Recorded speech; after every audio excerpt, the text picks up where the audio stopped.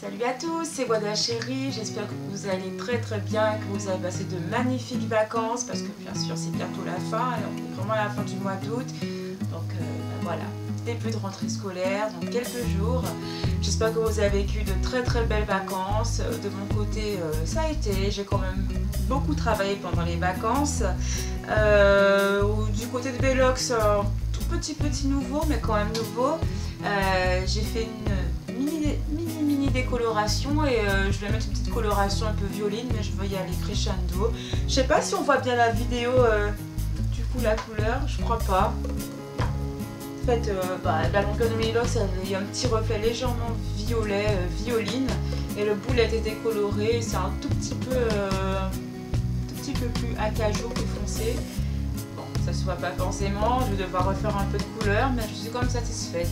Je ne l'ai pas fait seule, hein. C'est quelqu'un qui l'a fait pour moi, je ne voulais pas faire ça toute seule. Donc, avant toute chose, on va faire le fabuleux 360 degrés pour vous montrer l'évolution de mes locks. Il n'y a pas grand chose depuis la dernière vidéo, hein. J'espère qu'elle vous a plu d'ailleurs la dernière vidéo. Donc, hop, on fait le 360, voilà. Je sais vraiment pas si on voit ma couleur, hein. Hop, je tourne encore un peu. Donc, aujourd'hui, je vais vous montrer une coiffure qui m'a été inspirée par une blogueuse américaine, Jessica Locks, qui donne pas mal d'idées coiffure, qui fait pas mal avancer les choses pour les cheveux naturels en général. Donc, je sais plus comment elle appelle ça en anglais, mais moi j'appelle le chignon tressé, en quelque sorte. Donc, c'est pas compliqué, hein, c'est une queue de cheval de natte fait avec les locks et on donne le sens du mouvement aux cheveux, on attache avec des épingles et puis voilà, ça fait un superbe chignon. Donc c'est vraiment pas compliqué à faire. Qu'est-ce qu'il nous faut? Il nous faut un élastique, tout simple. Moi j'aime bien ceux-là, je sais pas si vous les voyez bien. Je crois que la mise à jour a fait un petit bizarre. Bon, on verra. C'est un élastique un peu en caoutchouc qui fait penser un peu au black, les petits bracelets qu'on mettait quand on était au lycée, au collège, pour ceux qui voient ce que c'est. Donc c'est exactement ça.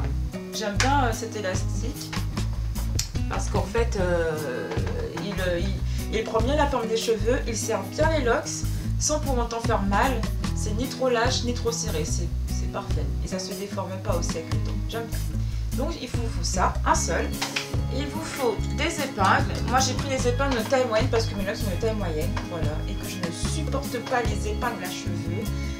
Les grandes épingles c'est juste pas possible. Au bout de 5 minutes je défais la coiffure, ça me fait trop mal. Donc j'ai pris juste ça. Voilà. Et enfin un élastique, enfin des élastiques, plusieurs élastiques, tout simple. Moi je prends des noirs parce que les cheveux sont foncés, hein, pour maintenir les nattes qui vont pouvoir faire la base, qui vont former le chignon en fait. Voilà. Donc bah écoutez, on va mettre tout ça en forme. Alors, on va commencer par faire une queue de cheval. Moi je fais une queue de cheval haute. Voilà. Tout simplement parce que je trouve qu'un chignon haut, ça a plus de peps qu'un chignon bas. Voilà, c'est tout simple, c'est une question de goût. Vous faites comme vous voulez après. Moi je préfère les chignons hauts et c'est plus pratique aussi pour vivre, hein. Les chignons hauts dans la voiture, beaucoup plus pratique. Donc, je fais la queue de cheval.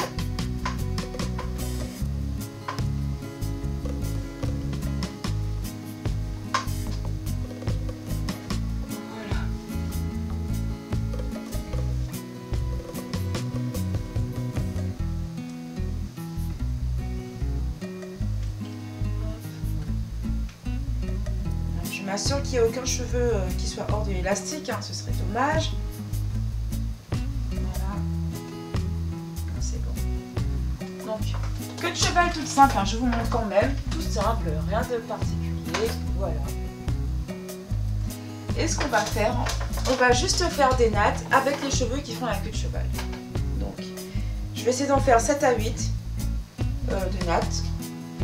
pas trop grosses. Moi j'aime pas trop quand elles sont trop grosses parce qu'après il y a plein de petites locks qui vont à droite à gauche. Mais ça c'est pas un souci, ça s'arrange. Je préfère qu'on ait le moins possible. Donc moi je vais faire des locks d'à peu près voilà, avec une poignée de locks comme ça. Je vais faire des nattes, pardon, de taille moyenne.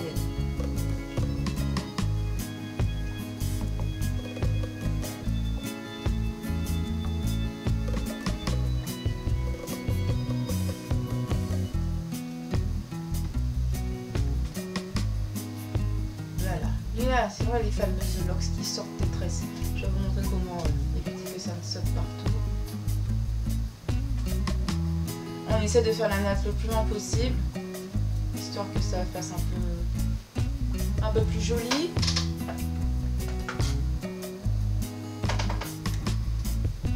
Vraiment je suis désolée, je regarde l'écran en bas pour voir ce que je fais, pour être sûr que je ne fais pas trop de bêtises. J'ai placé mon élastique.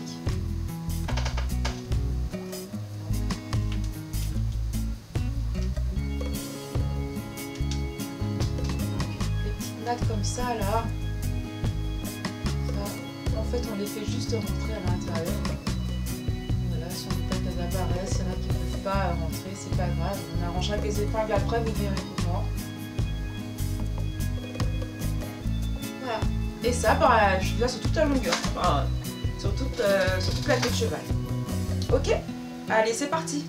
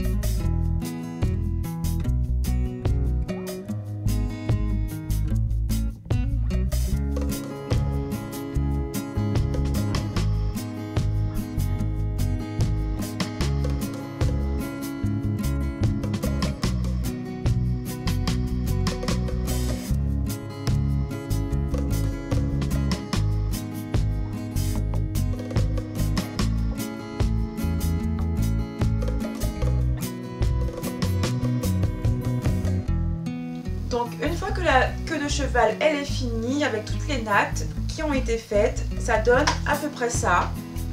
J'ai dû faire 6 ou 7 nattes, je sais plus. On va dire 7. Donc ça donne ça. C'est bien qu'elles soient assez grosses les nattes, on va dire moyennes, mais si vous préférez les chinois et les petites nattes, vous pouvez le faire. De toute façon là on va passer à l'étape où on laisse libre cours à son imagination, pardon. Donc on va commencer tout simplement par former la base du chignon, le fil conducteur du chignon. Donc on va prendre, voilà, la natte qui est le plus à l'arrière, au milieu, si vous pouvez en avoir une, ce serait bien, au milieu comme ça. Et on va la faire entourer les autres nattes, pardon. Hop. Et moi, ce que je fais pour éviter d'avoir trop d'épingles, celle-ci en tout cas, je la fais passer sous l'élastique qui tient toutes les nattes, comme ça. Et on fait la même chose avec une deuxième natte à l'arrière. Et on la fait passer devant aussi, mais de l'autre côté. De manière à ce que ça fasse une sorte de petite couronne. Voilà. Et je la mets en dessous de la première natte. Et si je veux être sûre pour bien sécuriser, je mets une petite épingle.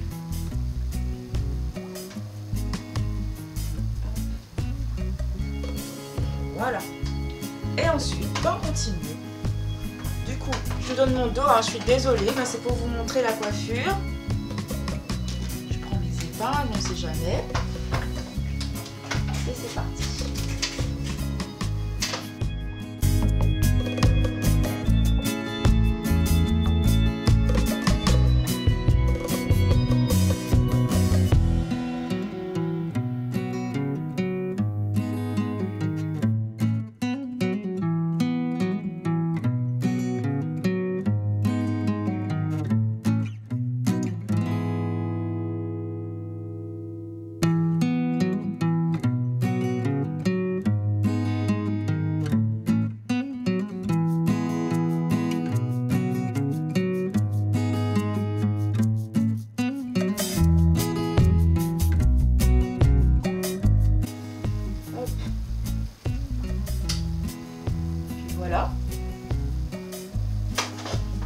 mal. Je vois pas trop ce que ça donne. Je vais regarder. Ça donne à peu près ça qu'on a fini. Ça nous fait un bon chignon bien volumineux. Je vois pas bien comment c'est, mais je pense que ça donne plutôt pas mal, hein. Vous me direz dans les commentaires. Donc voilà. Ensuite, comme je vous disais, les petites blocs qui remontent là, ça c'est pas un souci. On essaie de les mettre, de les camoufler comme ça. On les fait rentrer dans le chignon. Hop. Pareil. Voilà. Ça, ce sont les fractures entrant des épingles et on y va.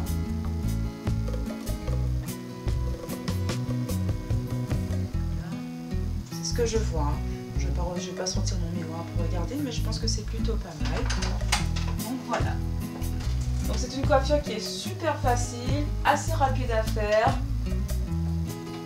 Hop. Et puis je trouve que avec les épingles, ben, c'est quand même supportable. Celle-ci elle est quand même supportable. Vous pouvez y aller également. Voilà. Donc comme vous pouvez vous l'avez constaté, je vais aussi vous présenter pas mal de coiffures. Là je suis dans ma période où j'aime bien tester les coiffures. Je m'inspire des blogueuses, surtout américaines, Jessica Locke surtout et Bronze Goddess, pardon. Elle, je la suis depuis un petit moment et j'adore ce qu'elles font. Donc j'aime bien m'inspirer. N'hésitez pas aussi à aller sur YouTube, voir les blogueuses. Elles donnent des idées pas mal, des coiffures, on pense qu'elles sont super compliquées à faire, mais au final elles sont super faciles à faire, donc n'hésitez pas. Amusez-vous avec vos cheveux, créez, essayez de vous inspirer, innovez, n'hésitez pas, je vous fais de gros bisous. Mouah.